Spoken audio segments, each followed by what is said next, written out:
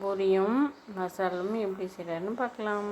பூரி செய்கிறதுக்கு ஒரு 1.5 கப் அளவும் கோதுமை எடுத்துக்கிட்டேன். கொஞ்சோண்டு ரவை, நம்மளுக்கு தேவையான அளவு உப்பு போட்டுக்கலாம்.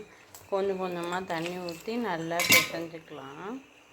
இந்த மாதிரி பிணைஞ்சிக்கிட்டு ஒரு 1/2 மணி நேரம் ஊற வச்சுக்கலாம். சின்னதாக தேய்ச்சி வச்சுக்கலாம். இன்னும் காஞ்ச நம்ம தேய்ச்சி வச்சுருக்க சின்ன பூரியை இந்த மாதிரி போட்டு எடுக்கலாம்.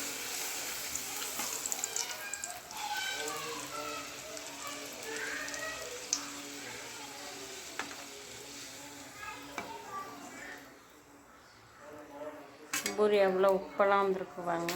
பூரி ரெடி. பூரி மசாலா செய்ய 2 பெரிய வெங்காயம், கருவேப்பிலை, பச்சை மிளகா 4, ஒரு சின்ன சைஸ் தக்காளி, வேவிச்ச உருளைக்கிழங்கு, தாளிக்கிறதுக்கு கடுகு எடுத்துக்கலாம்.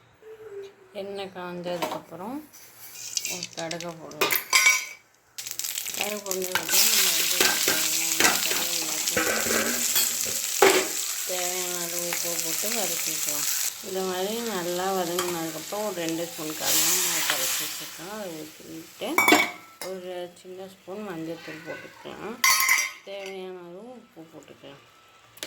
இந்த மாதிரி நல்லா கொதி வந்துட்டு நம்ம வேவிச்சு எடுத்து வச்சுருக்கோம் உருளைக்கிழங்கு இதில் போட்டு கிண்டிட்டு நல்லா கொதிக்கிட்டோம்.